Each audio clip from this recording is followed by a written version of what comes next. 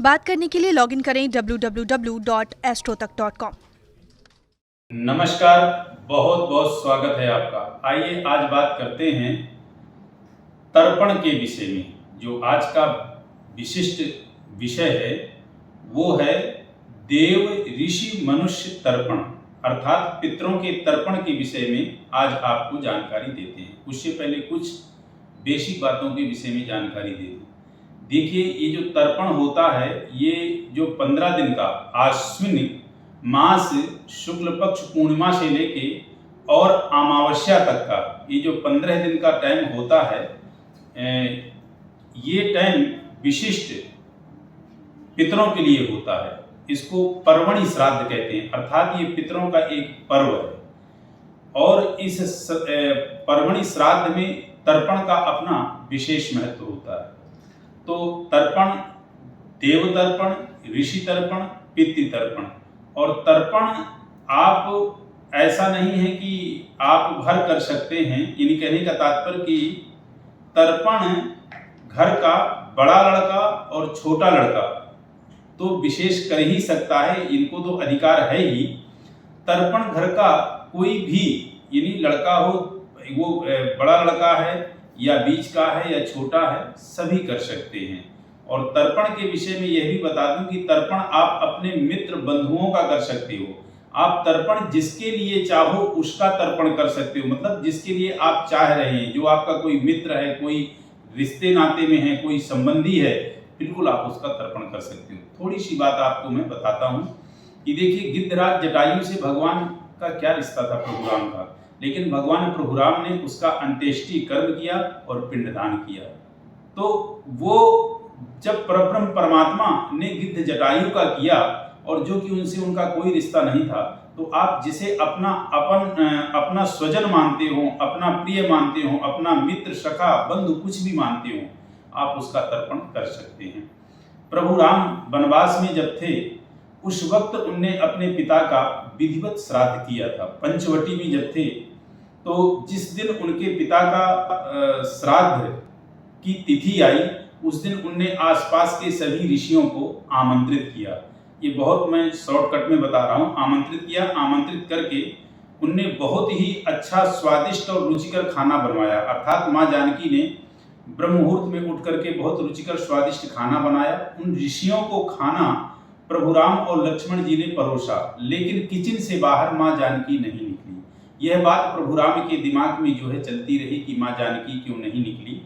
तो जब सभी ऋषिगण खाना खा गए, तब माँ जानकी से प्रभु राम ने पूछा कि हे वैदेही, मेरे हृदय में बार बार जो एक बात चल रही है और मेरे मन में एक प्रश्न है कि आप ब्रह्म मुहूर्त में उठ करके बहुत ही रुचिकर और स्वादिष्ट आपने खाना बनाया और बहुत ही अच्छे से आपने तन्मयता के साथ पूरे दिन, पूरे समय पे लगी रही, लेकिन आप खाना परोसने क्यों नहीं निकली।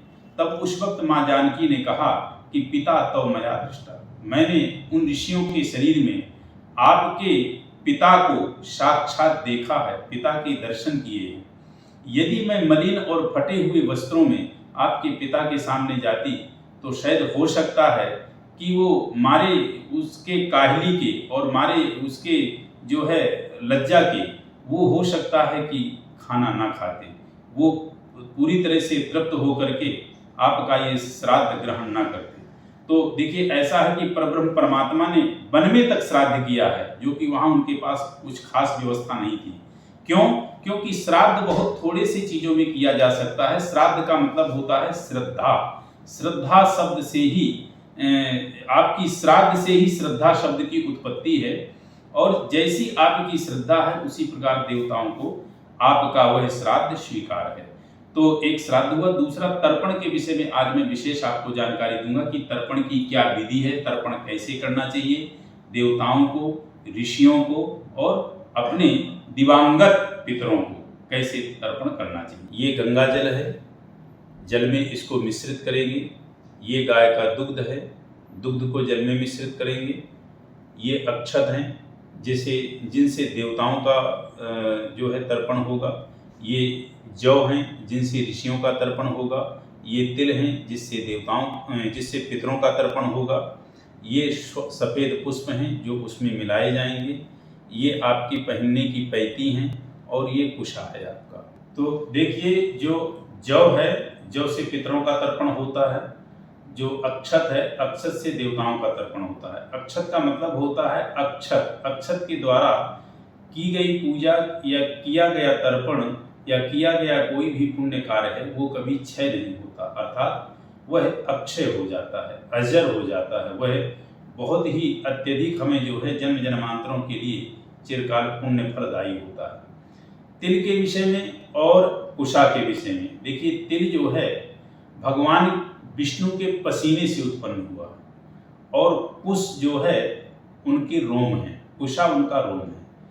और गंगाजल भगवान विष्णु के दाएं अंगूठे से ब्रह्मा जी ने कमंडलू में अपने जो है उनका अंगूठा धुला था। ये तभी की घटना है जब भगवान विष्णु ने वामन अवतार लेके और बलि से 3 पग धरती दान मांगी थी।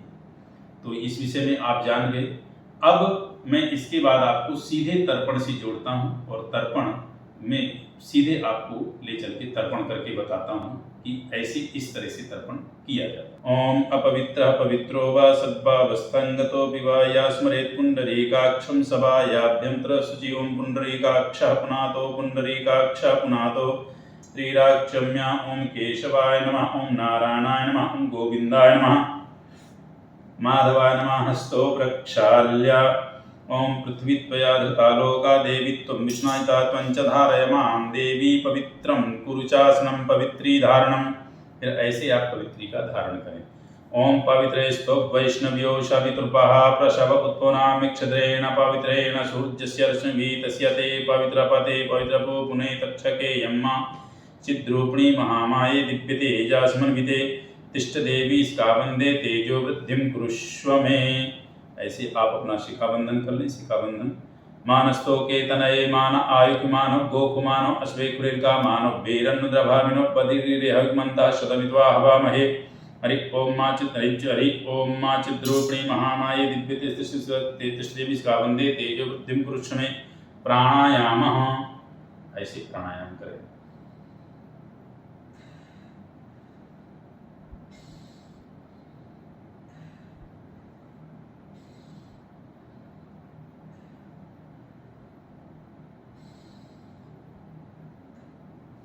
हस्तो प्रक्षाल्य।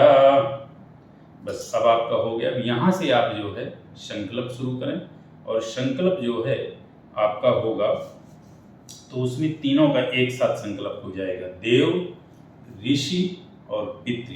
तो ऐसे आप हाथ में अपने ये अक्षत, ये जनेऊ है और हाथ में आप जो है ऐसे ये इसको रख लें, कुशा को, और इसमें थोड़े अक्षत ऐसे डालें,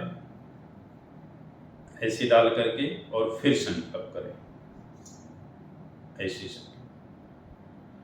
हरि ओम माँ विष्णु अमुक गोत्र, आपका जो गोत्र हो। हरि ओम माँ विष्णु अमुक गोत्र भरद्वाज गोत्र अमुक शर्मणे अरविंद कुमार शुक्ला शर्मणे श्री परमेश्वर प्रीत्यार्थम श्री भगवतो महापुरुषस्य विष्णुराज्ञा प्रवर्तमानस्य अद्य श्री ब्रह्मोदय प्रार्थे श्री श्वेतवाराह कल्पे श्री श्वेतवाराह कल्पे जम्बूद्वीप आर्जगद पुण्य क्षेत्रे। अब आप जहाँ जिस क्षेत्र में हैं उस क्षेत्र का आप नाम लेंगे। शुभ संवत्सरे, और संवत्सर भी हर साल चेंज होता रहता है। अमुक आयने, और आपका इसके बाद अमुक आयने अमुक मासे, मास आपका वही रहेगा। सदैव आश्विन मास में ही आपका जो है श्राद्ध पर्व पड़ता है, अर्थात पर्वणि श्राद्ध जो पितर पक्ष पड़ता है वो आश्विन मास में पड़ता है। आश्विन मासे शुभे पक्षे शुक्ले पक्षे, और पूर्णिमा तिथि से आपका जो है पूर्णिमा से ही प्रारंभ हो जाता है। शुभे पक्षे शुभ पुण्य तिथौ पूर्णिमा शुभवासरे नुतायाम, और जो उस दिन आपका दिन हो उस दिन का आप नाम लेना है। शुभ रास्ते श्री चंद्रे शुभ राशि श्री सूर्य शुभ राशि देवगुरु शेषेषु ग्रहेषु यथा यथा राशिस्थान तस्सु एवं ग्रह गण गुण विशेषुष्टायाम वेलायाम। अब यहाँ आपको बोलना है देव ऋषि मनुष्य पितृ तर्पण महं करिष्ये। देव ऋषि मनुष्य, देव ऋषि मनुष्य पितृ तर्पण महं करिष्ये। आपने नाम गोत्र अपना पहले ले लिया और ऐसे आपको छोड़ देना, ऐसे आपने छोड़ दिया। छोड़ करके आपको जो है ये छोड़ दिया। अब मैं इसमें ये दूध इसमें मिला रहा हूँ मैं, ये दूध हो गया, दूध डाल दिया मैंने। इसके बाद इसमें ये श्वेत पुष्प हैं, ये श्वेत पुष्प डाल दिए। इसके बाद ये गंगा जल है, ये गंगा जल डाल दिया। अब ये तैयार हो गया। इसमें दुग्ध, पुष्प, जल, गंगा जल सामग्री हो गई। अब आपको मैं ये बताऊं कि ये पात्र जो थाली है, देवताओं को सर्वोपरि जो प्रिय पात्र है वो चांदी है। तो ये थाली चांदी की है।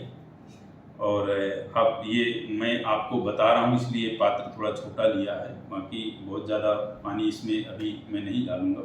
बाकी आप यदि करते हैं तो यदि ये पात्र है तो ठीक है, नहीं है तो जो भी आपके पास पात्र है उस पात्र को थोड़ा पात्र बड़ा हो। तो सबसे पहले आपने यज्ञोपवीत को आपको ऐसे करना है। आपने ऐसे कर लिया और अब आपको ऐसे चम्मच से ये आपको अक्षत लेने हैं। अक्षत यहाँ आपको ऐसे डालने हैं और इसके बाद आपको जल लेना है। जल आप ऐसे ले लेंगे और ऐसे जल ले करके फिर आपको जो है प्रारंभ करना है।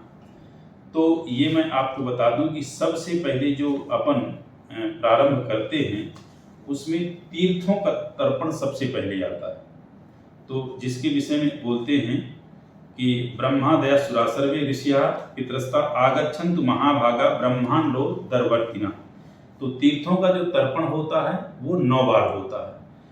तो 9 बार होने में आपको मैं सिर्फ एक बार करके बता रहा हूँ। इसी तरह आप जो है, मैं एक बार कर रहा हूँ, आपको इसी तरह 9 बार करना। तो जो आप तीर्थ में सबसे पहले बोलेंगे वो तीर्थानि तृप्यन्ताम, तीर्थानि तृप्यन्ताम। तो आपको ऐसे बोलना है और ऐसे डालना है अग्रभाग से।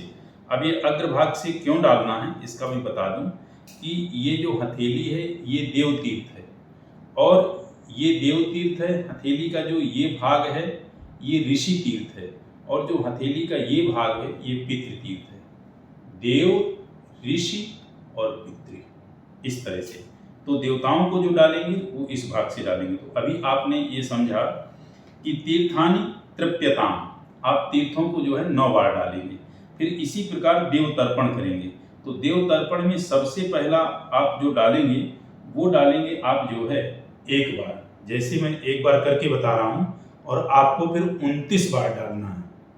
तो 29 बार आप इसी प्रकार डालोगे, ब्रह्मा तृप्यन्ताम, ऐसे एक बार ही डालना है ब्रह्मा तृप्यन्ताम। यहाँ पे तीर्थ में भी एक बार ही डालना है। तो इस तरह से आप 29 बार डालोगे, जैसे ब्रह्मा तृप्यन्ताम, विष्णु तृप्यन्ताम, रुद्र तृप्यन्ताम, प्रजापति तृप्यन्ताम, इस तरह से 29 बार है। ये हो गया देव तर्पण। इसी पोजीशन पे ऋषि तर्पण कुछ विशिष्ट ऋषि हैं, और वो कुछ विशिष्ट ऋषि कौन हैं?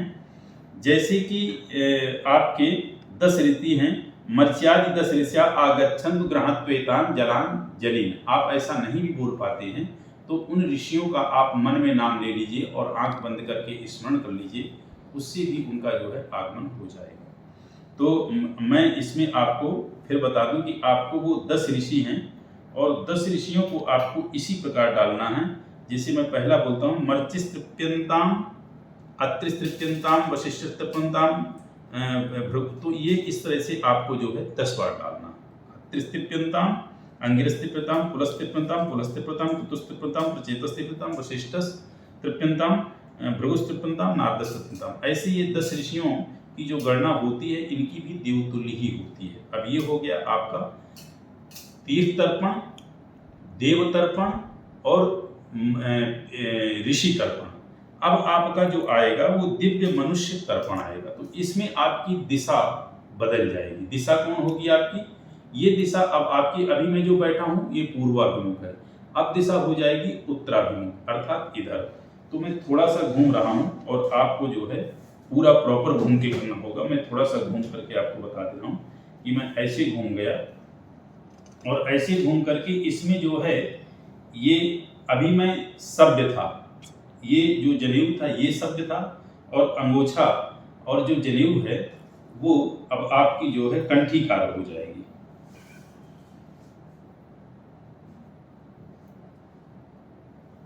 ऐसे कंठीकार आप जो है कर लेंगे ऐसे। तो ऐसे कंठीकार जनेऊ हो गया और ऐसे आप हो गया। अब इसमें जो है आपके जो ऋषि हैं उन ऋषियों को जौ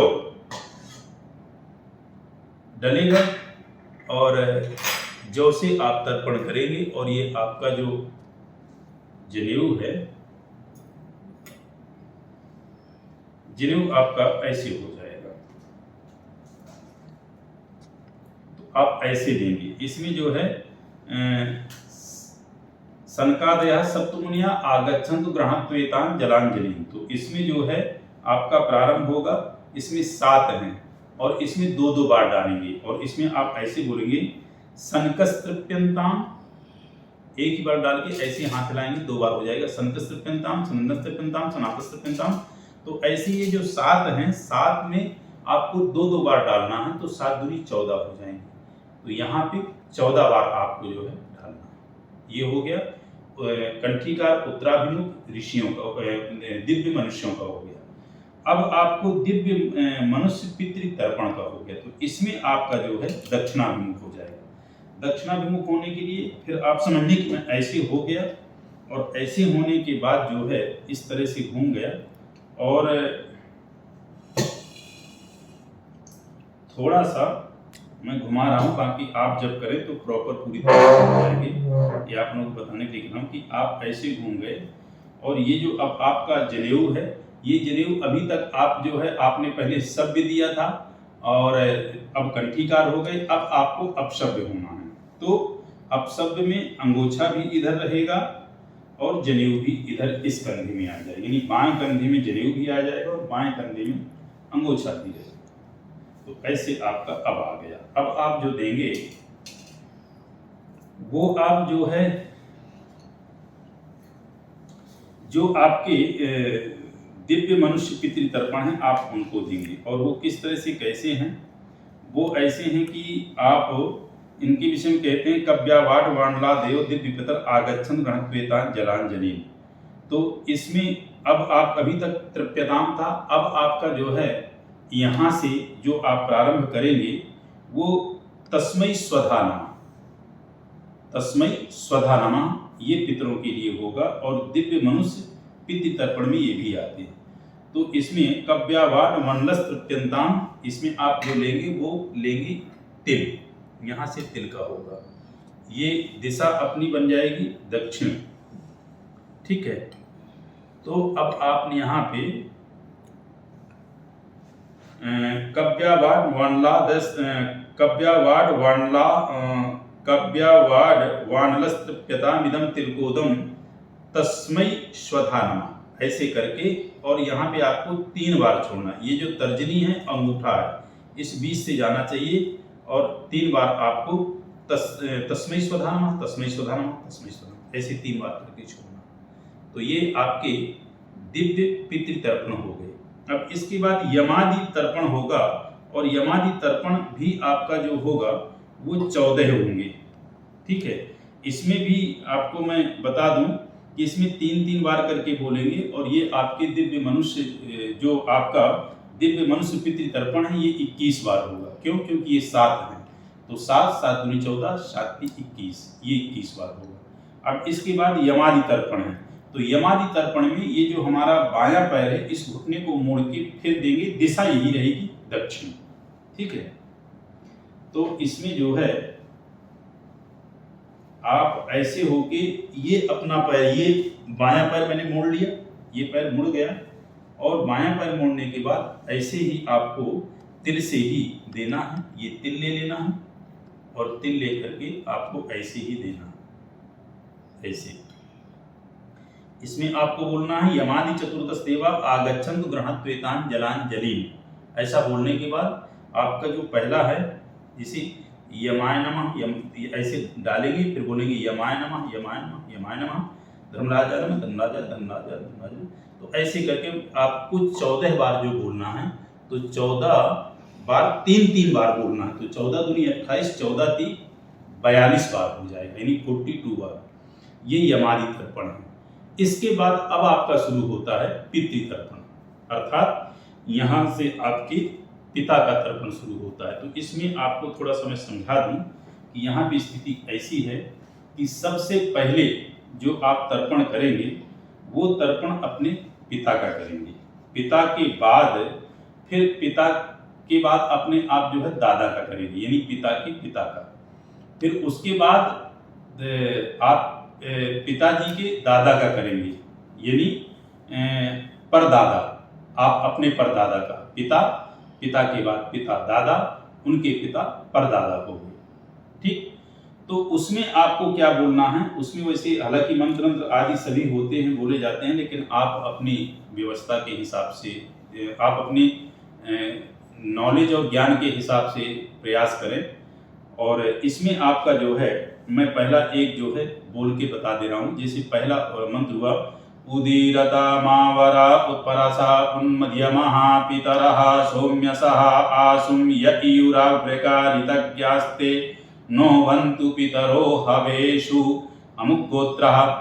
अब आप जो है गोत्र का नाम लें। अमुक गोत्रः अस्मत् पिता, अपने पिता का स्मरण करें, बिल्कुल बहुत अच्छे से उनका स्मरण करें। अस्मत्, अपने पिता का स्मरण करें।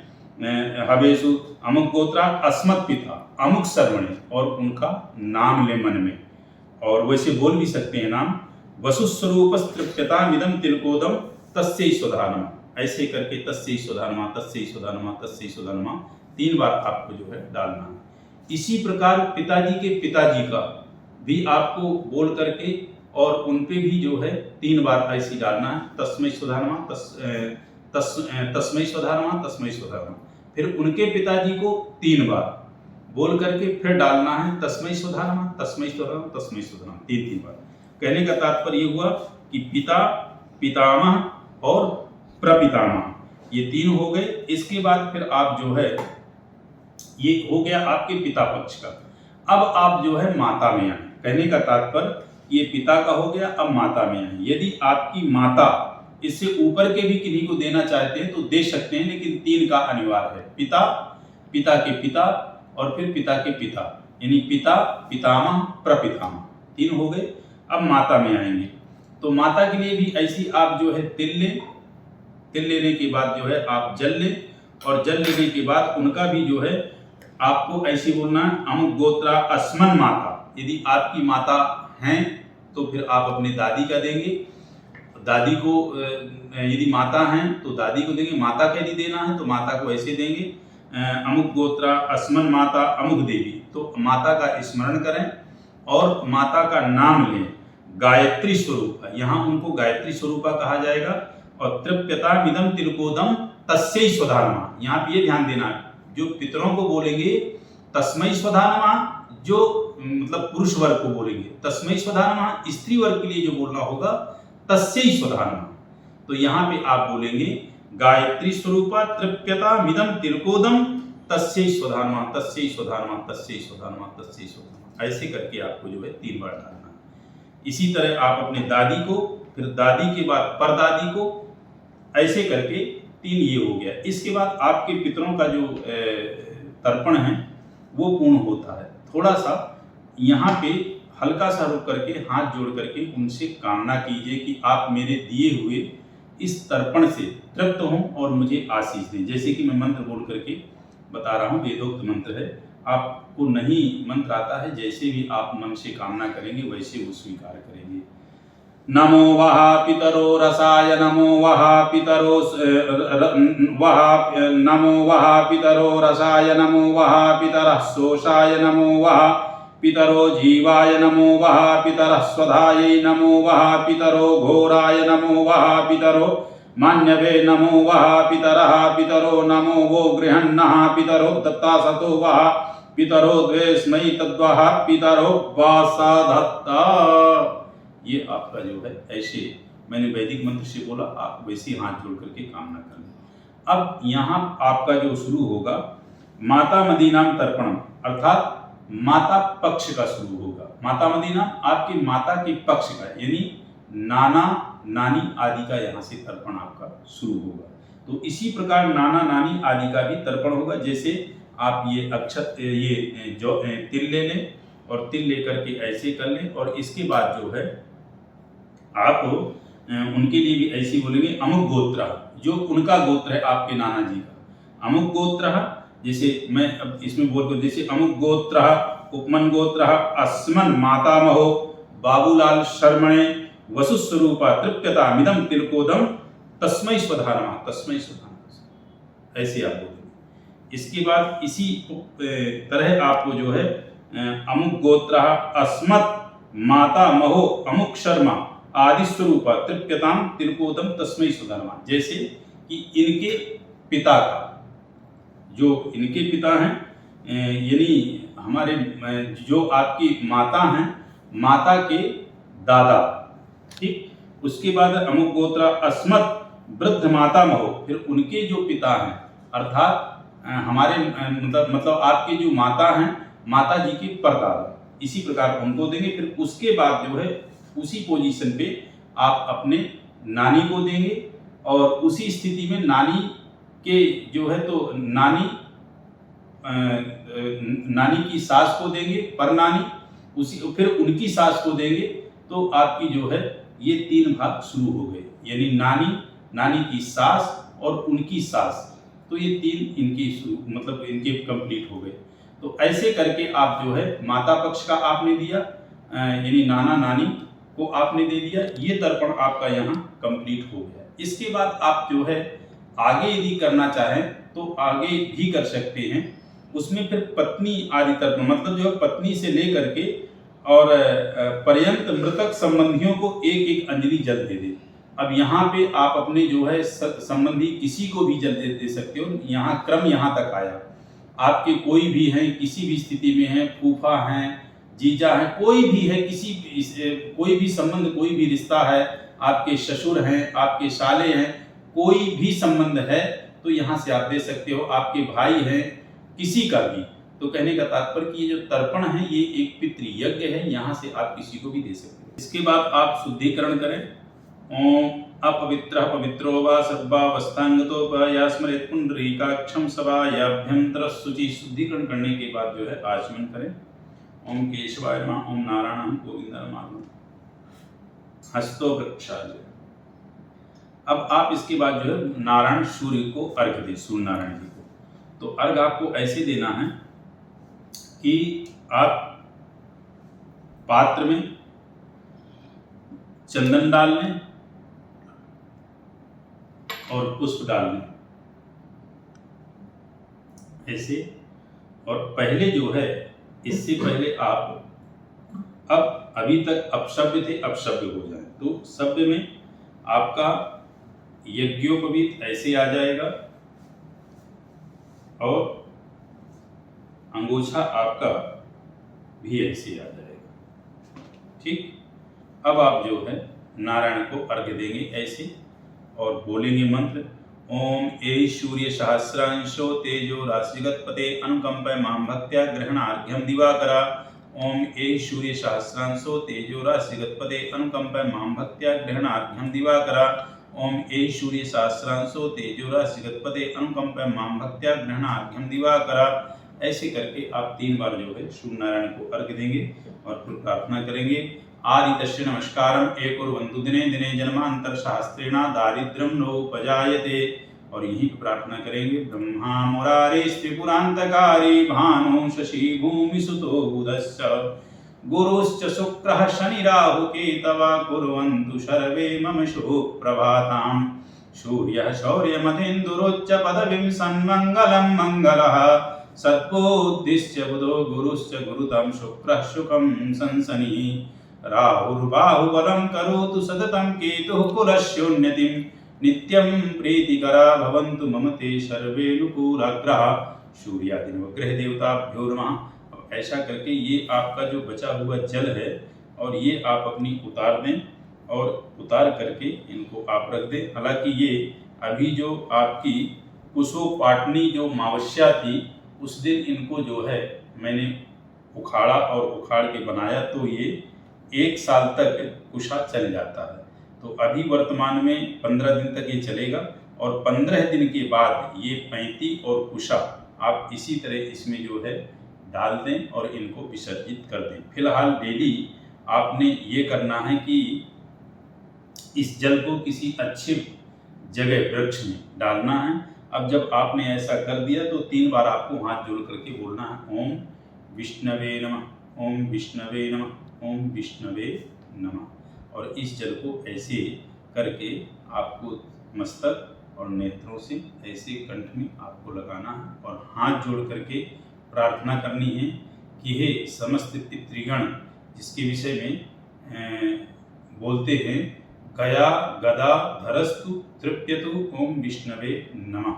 अर्थात गया आदि जगह में भी जो हमारे पितृदेवगण आदि किसी प्रकार से कहीं भी भटक रहे हैं, किसी पोजीशन से भी वो पीड़ित हैं, तो आप मेरे इस तर्पण से तृप्त हों। किसी भी प्रकार का मेरे जीवन में आप का अरिष्ट यदि है, यानी कोई पितृदोष से मेरे घर में पीड़ित है या मैं पीड़ित हूँ या कोई भी परिवार में पीड़ित है, तो वह पितृदोष से आप हमें छुटकारा दें और हम पर प्रसन्न हों। हमारे घर में सबसे पहले यदि कोई हम पर कृपा करता है परिवार पे, तो पितृगण ही कृपा करते हैं।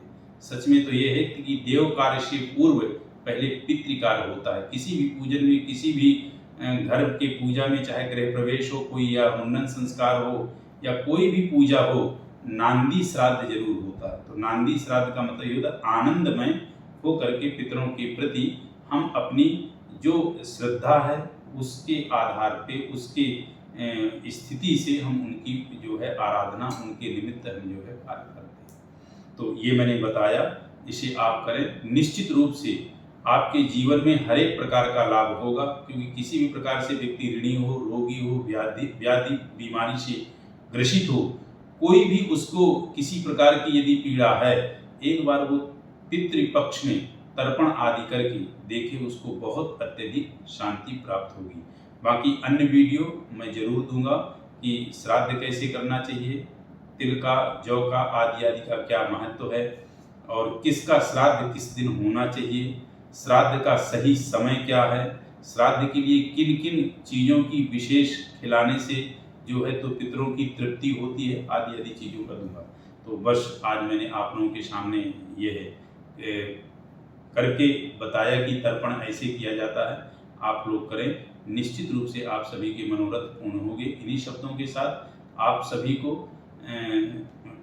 सभी के लिए कामना करता हूं कि निरोग रहें, स्वस्थ रहें और परमपिता परमात्मा की और पितरों की कृपा आप सभी पर बनी रहे। नमस्कार।